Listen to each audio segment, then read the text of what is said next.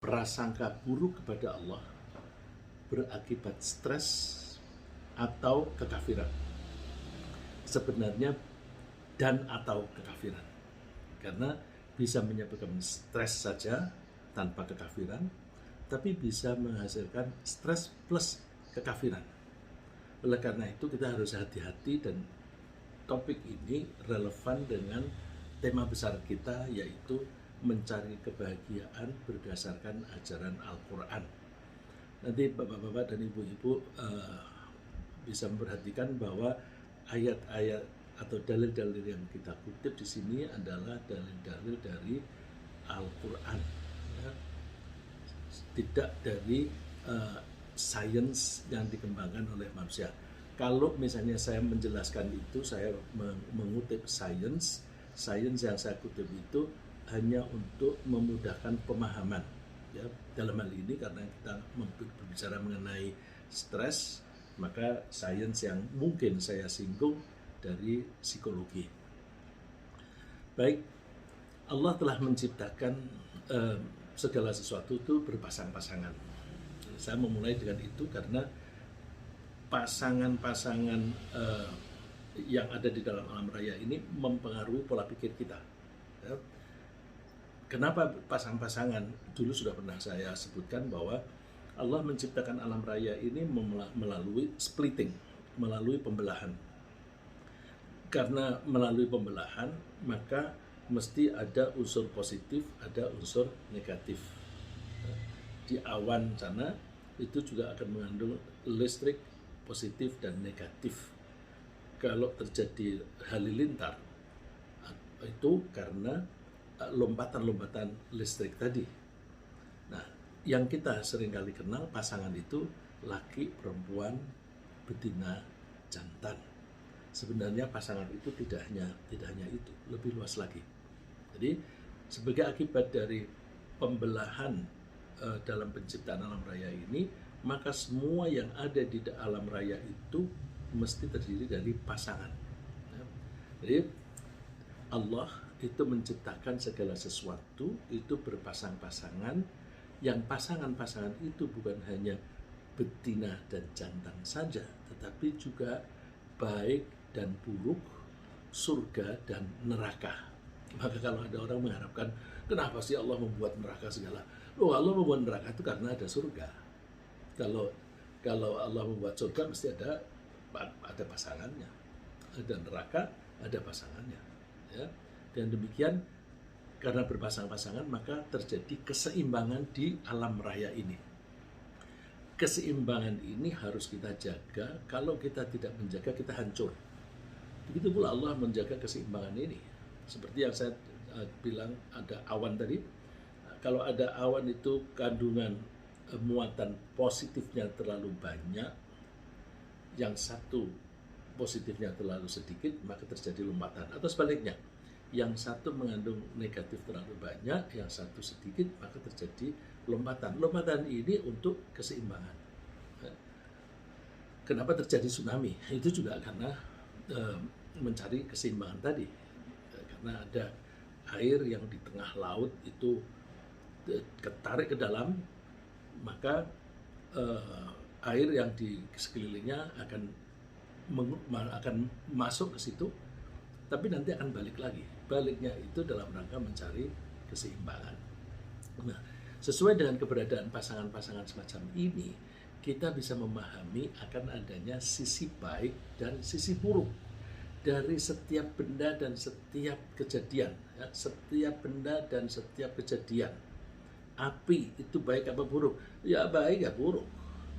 Kita masa memakai api, tapi kita celaka karena api. Kalau rumah kita terbakar, naudzubillah, mudah-mudahan tidak terjadi. Air juga begitu.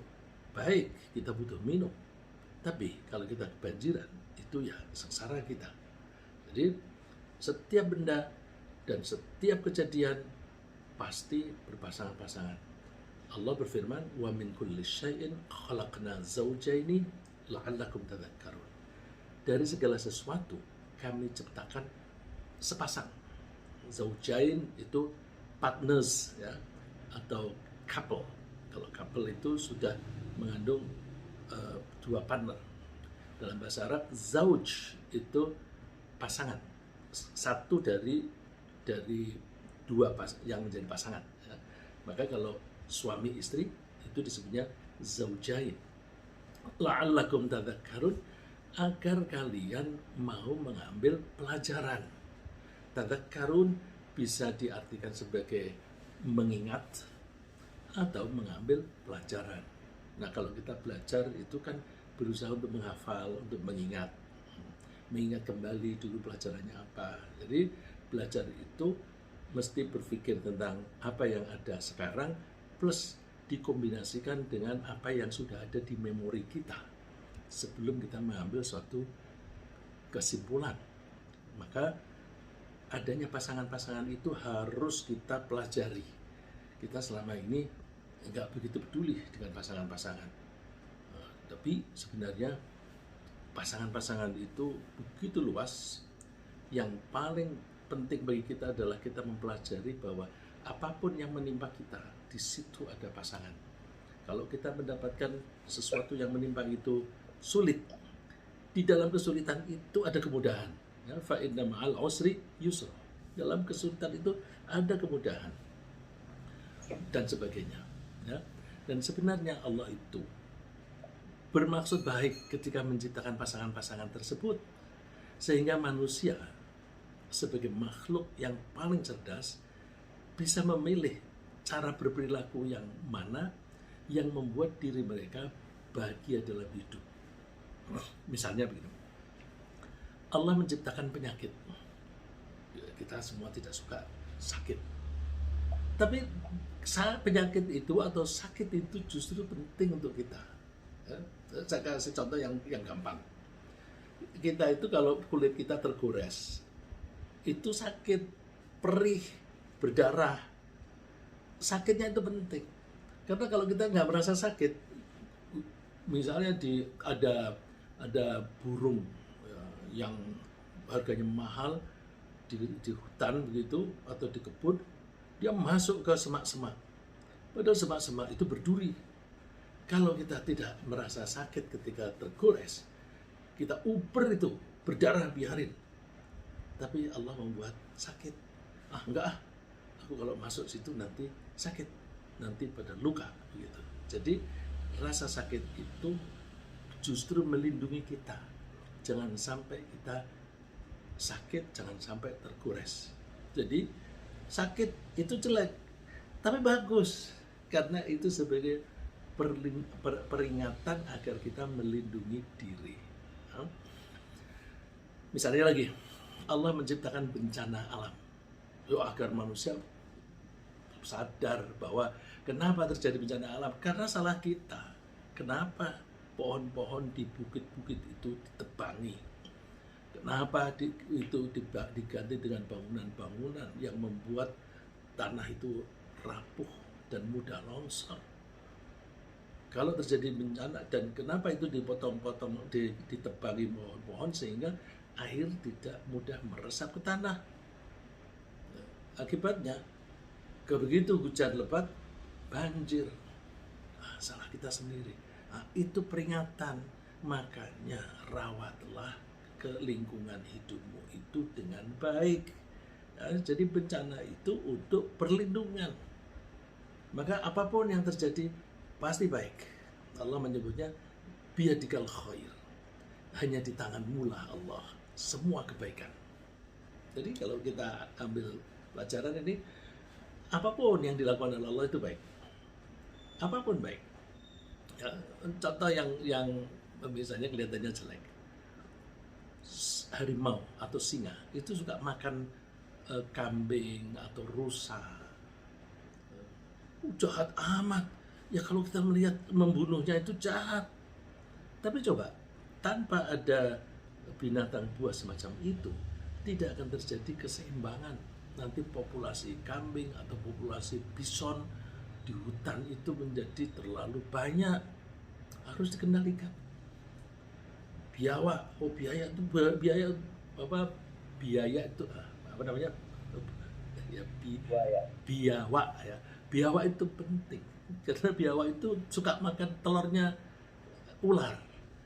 Kalau telurnya banyak itu tidak ada yang memangsa, terlalu banyak ular. Wah, itu membahayakan. Jadi kelihatannya si mangsa memangsa, tapi di situ ada kebaikan. Makanya biyadikal khair, hanya di tanganmu lah semua kebaikan. Innaka ala kulli syai'in qadir. Sungguh engkau maha kuasa melakukan segala sesuatu. Cuma sayangnya ini banyak orang tidak memahami maksud baiknya Allah. Tidak memahami maksud baiknya Allah ketika Allah itu menciptakan sesuatu. Baik sesuatu itu berupa barang atau berupa kejadian. Lalu mereka berkecenderungan berprasangka buruk kepada Allah. Karena apa? Karena tidak memahami. Allah menciptakan sakit supaya difahami. Kenapa sakit? Sakit ini apa? Asam urat. Oh, jadi makanmu dong, jangan terlalu banyak yang mengandung asam urat. Itu terus supaya kita makan hati-hati. Tapi seringkali kita tidak memahami. Jadi sakit, tapi suka makan jeroan diterusin aja. Ya tambah sakit gitu. Ya, jadi ambil pelajaran. Jadi apapun yang terjadi itu baik. Ya, meskipun kita menyangka buruk. Nah, oleh karena itu, karena banyak orang berprasangka buruk kepada Allah dalam menciptakan kejadian-kejadian, maka orang-orang semacam itu seringkali merasa galau dalam hidup. Galau. Terus kalau ada sesuatu yang hilang, kecewa. Atau dia tidak berhasil mencapai suatu cita-cita, dia kecewa. Padahal belum tentu itu jelek. Terus kalau orang itu khawatir dalam menghadapi masa depan, khawatir ini, khawatir itu. Kalau kekhawatiran itu sebentar bagus, karena kekhawatiran itu juga peringatan dari Allah. Hati-hati ya, akan ada sesuatu yang membahayakan kamu di masa depan. Kalau itu cepat ditangkap, maka oke, apa yang harus aku lakukan untuk menghindari jangan sampai sesuatu yang buruk itu terjadi. Jadi kekhawatiran itu penting, ketakutan itu penting, tapi jangan berlama-lama. Kalau berlama-lama bikin stres. Kalau misalnya kita tuh kecewa misalnya pacarnya meninggal dunia atau pacarnya memutuskan, ya mohon maaf ini, hanya kita ini banyak yang tidak umur pacaran ya. Jadi saya pernah punya teman begitu si calon istrinya itu menolak, tidak mau dengan dia untuk alasan apapun. Wah, dia ngomongnya dengan saya, Pak, lalu hidup saya ini untuk apa, Pak? Ya dulu nggak ada dia juga dia hidup kok. Kok sekarang dia bilang hidupku untuk apa? Saking merasa untuk apa, dia suka ngebut, nabrak pohon, jebet. Masya Allah. Nah, itu menjadi sengsara gara-gara salah faham kepada Allah. Nah, prasangka buruk kepada Allah itu bahkan bisa menyebabkan kekafiran bagi orang-orang tertentu, sehingga mereka kalau orang itu menjadi kafir, dia bukan hanya sengsara di dunia, di akhirat pun sengsara karena dia harus masuk neraka. Coba ini Allah berfirman di surat Al-Fatih, wa yu'adzibal munafiqina wal munafiqat wal musyrikina wal musyrikat dhannina billahi dhannas saw. Dan Allah akan menyiksa orang munafik laki dan perempuan, musyrik laki dan perempuan yang berprasangka buruk kepada Allah. Adzannina billahi dhannas saw, yang berprasangka kepada Allah dengan prasangka buruk. Kenapa sih munafik ini kok rasial atau identitas? Enggak. Ciri khasnya orang munafik itu hidupnya ragu-ragu. Ciri khasnya orang Islam, orang mukmin itu mantap. Kalau melakukan sesuatu pasti dipelajari dulu dan dilakukan dengan keyakinan. Maka orang yang beriman benar ketika sholat itu ya khusyuk, tenang. Tapi orang munafik sholatnya ogah-ogahan. Karena apa? Dia ragu-ragu, sholat ini untuk apa? Gunanya apa? Kalau orang mukmin yakin aku ini diamati oleh Allah dan sholatku ini akan ada bobotnya besok di akhirat. Orang munafik ragu-ragu, emangnya ada akhirat? Gitu. Jadi kalau Allah menyebut munafik ini bukan karena kebencian, karena mengingatkan, hati-hati. Orang munafik itu salah satu ciri khasnya adalah keraguan-raguan. Orang musyrik juga disebut di sini. Karena apa? Orang musyrik itu mempunyai kepentingan ganda. Mempunyai kepentingan ganda. Pengen A dan pengen B. Menyembah Tuhan dan menyembah duit. Nah, menyembah duit. Menyembah di sini artinya tunduk patuh. Tunduk patuh kepada Allah plus tunduk patuh pada duit. Itu musyrik. Musyrik itu artinya apa? Sharing dalam tujuan. Dia mempunyai tujuan ganda. Coba pelajari psikologi. Orang kalau mempunyai kepentingan ganda, pasti galau hidupnya. Karena apa? Seringkali dua kepentingan itu tidak bisa sinkron. Kalau aku memburu A, aku kehilangan B. Kalau mau memburu B, kehilangan A. Padahal aku maunya dua-duanya. Nggak mungkin. Jadi orang musyrik itu karena dia nge-share, berbagi di dalam tujuan, maka akan terjadi conflict of motivations. Nah, ini istilah psikologi. Conflict of motivations, tabrakan antara dua motivasi. Satu motivasi ingin mendekati atau memperoleh A, satu mempunyai motivasi kepingin memperoleh dan menguasai atau tunduk kepada si B.